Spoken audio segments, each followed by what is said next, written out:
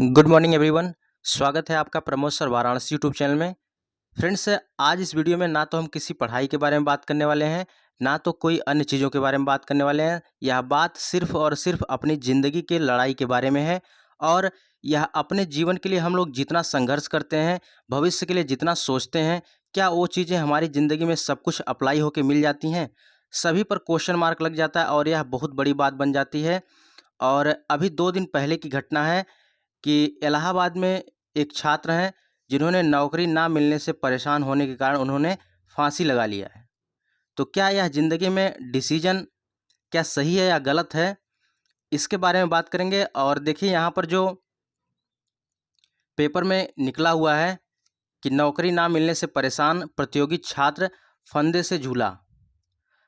तो फ्रेंड्स, आपको बता दें कि नौकरी सब कुछ नहीं होता है लाइफ में। लाइफ में बहुत सी स्टेजेस ऐसी आती हैं कि इंसान सोचता कुछ और है और होता कुछ और है। बट जो इस समय सिचुएशन चल रही है, और इसमें कहीं ना कहीं जो छात्र ने फांसी लगाया है, इसमें कहीं ना कहीं गवर्नमेंट की इन्वॉल्वमेंट है। क्योंकि छात्र बहुत परेशान है, फिर भी रिक्रूटमेंट सही तरीके से नहीं होता है। इन लोग का इलेक्शन जो होता है बहुत सही टाइम पे हो जाता है। बट जो छात्र होते हैं लंबे टाइम से, लंबे समय से तैयारी करते रहते हैं।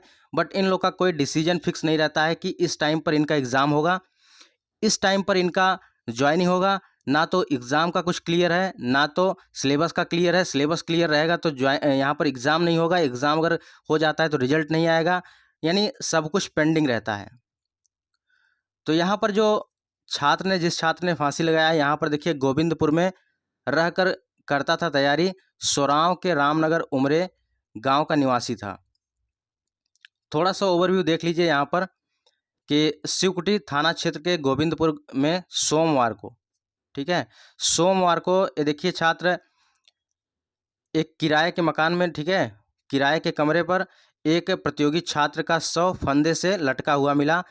परिजनों की सूचना पर पहुंची पुलिस ने दरवाजा तोड़कर शव को फंदे से नीचे उतरवाया।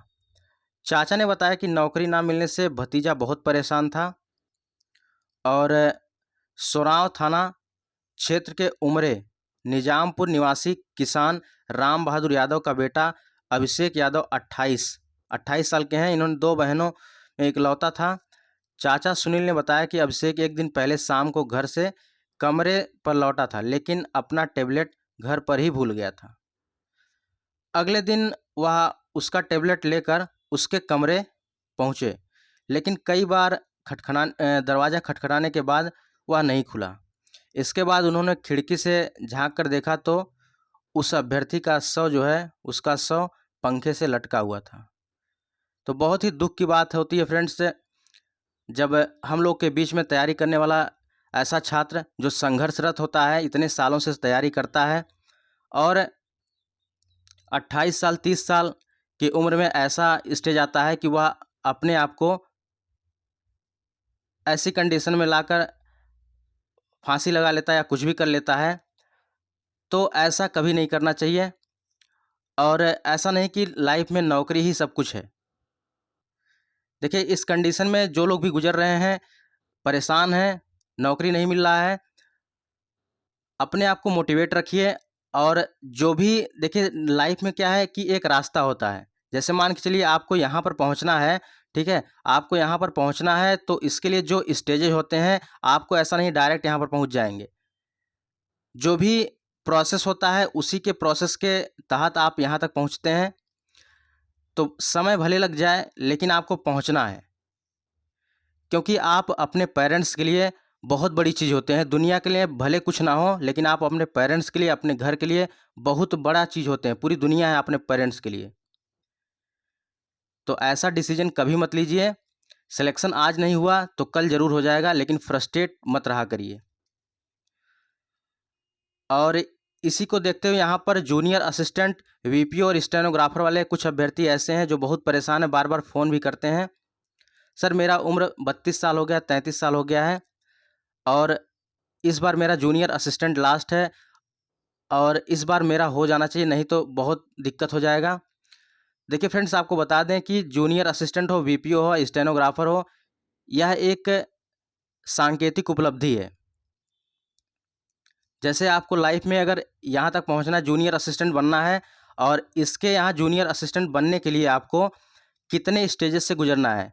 सपोज दैट आपने सबसे पहले फॉर्म फिल किया, उसके बाद आपकी शार्ट लिस्टिंग हुई, फिर अभी एग्ज़ाम डेट का कुछ क्लियर नहीं है, लेकिन इसके बीच में जो आप गुजर रहे हैं इस कंडीशन से, इस सिचुएशन से, तो लाइफ में ये भी एक सीख है।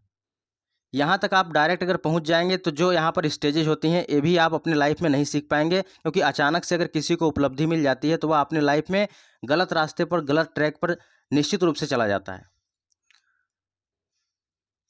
तो ये जो प्रोसेस है यहाँ से यहाँ तक पहुँचने का, एग्ज़ाम होगा, टाइपिंग होगा, आप अभी स्ट्रगल कर रहे हैं और यहाँ जूनियर असिस्टेंट में फाइनली सिलेक्ट हो जाएंगे, तो लाइफ में आपको यह मोटिवेशन देता है, लाइफ में आप आगे बढ़ते हैं। अगर अचानक से किसी को बहुत अच्छे खासे पद पर भी पहुंच जाता है या किसी माध्यम से, तो निश्चित रूप से आप देखते होंगे कि वह गलत व्यसन में पड़ जाता है और अपनी लाइफ को पूरी तरह से डिस्ट्रॉय कर लेता है। तो ये मत मान के चलिए कि इतना लंबा टाइम बीत रहा है, नौकरी नहीं मिल रही है और एग्ज़ाम कब होगा, तो इस चीज़ को फ्रस्ट्रेट होकर मत चलिए। लास्ट में आप जूनियर असिस्टेंट बन जाएंगे, वीपीओ बन जाएंगे, स्टेनोग्राफर बन जाएंगे। यह एक सांकेतिक उपलब्धि है लास्ट में। असली चीज़ वह होता है जो इसके बीच यहाँ से यहाँ तक जो आपने सीखा है, जीवन में असली चीज़ ये है। ठीक है, यह तो एकमात्र सांकेतिक उपलब्धि है। देखिए, अगर ज़िंदगी में पैसा ही सब कुछ होता तो बड़े बड़े जो आईएएस पीसीएस हैं, कुछ लोग ऐसे हैं, वो लोग ऑलरेडी फ्रस्ट्रेट रहते हैं और लास्ट में फांसी लगा लेते हैं। ठीक है, अपने आप को डिस्ट्रॉय कर लेते हैं। तो लाइफ में पैसा ही सब कुछ नहीं होता है, कई बार हम इस चीज़ को बोल चुके हैं। और अगर आपके आसपास कोई ऐसा छात्र है जो बहुत परेशान रहता है, तो और बार बार ऐसी एक्टिविटी करता है जो आपको देखने में लगता है या नहीं गलत हरकत कर सकता है, तो आप ज़रूर उसका असिस्ट करें, ज़रूर सहयोग करें और उसके लिए थोड़ा सा टाइम ज़रूर आप 5-10 मिनट दें, उसको समझाएं, तो निश्चित रूप से उसका मन मोटिवेट होकर वह बदल जाएगा। क्योंकि आप शिक्षित हैं, पढ़े लिखे हैं और आपको ऐसा कोई काम नहीं करना है जिससे आपके पेरेंट्स को कोई दिक्कत हो। देखिए, एक बात याद रखिएगा, माँ बाप उम्र से नहीं बल्कि फ़िक्र से बूढ़े होते हैं। कड़वा है मगर सच है। जब बच्चा रोता है तो पूरी बिल्डिंग को पता चलता है, मगर साहब जब माँ बाप रोते हैं तो बाजू वाले को भी पता नहीं चलता है। यही ज़िंदगी की सच्चाई है। तो आज आप जिस कंडीशन में हैं, अपने जॉब के लिए स्ट्रगल कर रहे हैं, अपने लाइफ में अपने भविष्य के लिए स्ट्रगल कर रहे हैं, तो आप चाहे रूम में रोते होंगे या कुछ अपने आप को कोसते होंगे, कुछ भी करिए, लेकिन अपने आप को मोटिवेट करके रखिए कि इस बार मुझे जूनियर असिस्टेंट, वीपीओ, स्टेनोग्राफर जो भी आप लाइफ में बनना चाहते हैं, उसको दृढ़ संकल्प ले लीजिए, हमें इस बार इस पोस्ट को पाना है। सोचिए, जिस छात्र को इसमें मौका नहीं मिला है वह कितना परेशान है और अपने आप को दुर्भाग्यवश बता रहे होंगे, क्योंकि बहुत से लोग ऐसे थे उस टाइम फॉर्म नहीं फिलअप करवा पाए, क्योंकि वो लोग बता दिए कट ऑफ इतना इतना इतना जाएगा। तो आपको अगर मौका मिला है जूनियर असिस्टेंट, वीपीओ, स्टेनोग्राफर में, तो आप निश्चित रूप से पढ़ाई करिए, आपका सिलेक्शन 100% होगा। आप दिल से सच्चे हैं, आप किसी के साथ धोखा नहीं किए हैं, आप अपने पढ़ाई के लिए, अपने पेरेंट्स के लिए दिन रात एक किए हैं, तो आपका निश्चित रूप से सिलेक्शन होगा।